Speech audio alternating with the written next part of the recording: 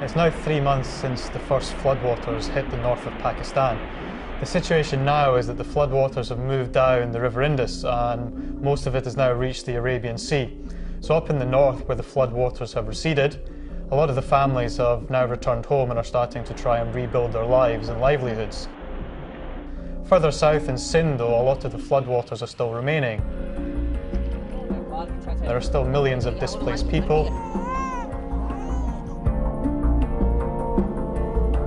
We're hoping quite soon they will also be able to return home, but it's still a very difficult situation.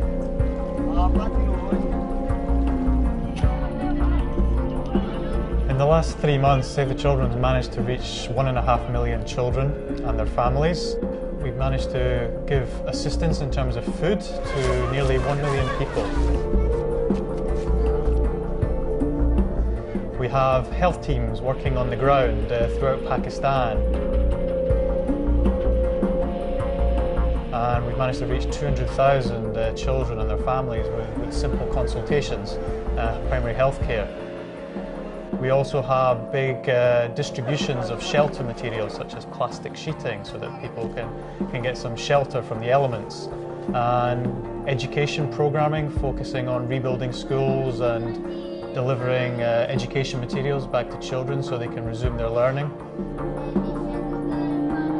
The main concerns right now are several. Up in the north, the winter season is approaching quickly.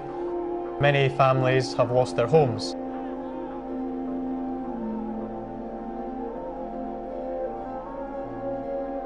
So they'll be exposed to the elements. It gets extremely cold in the north of Pakistan. Sub-zero temperatures, lots of snow. So we need to ensure that they get back into safe shelters as quickly as possible. Further south, where the floodwaters still remain, there's a lot of stagnant water, which is leading to breeding of mosquitoes, and therefore we're very concerned about malaria. Also, diarrhea levels among children are still extremely high.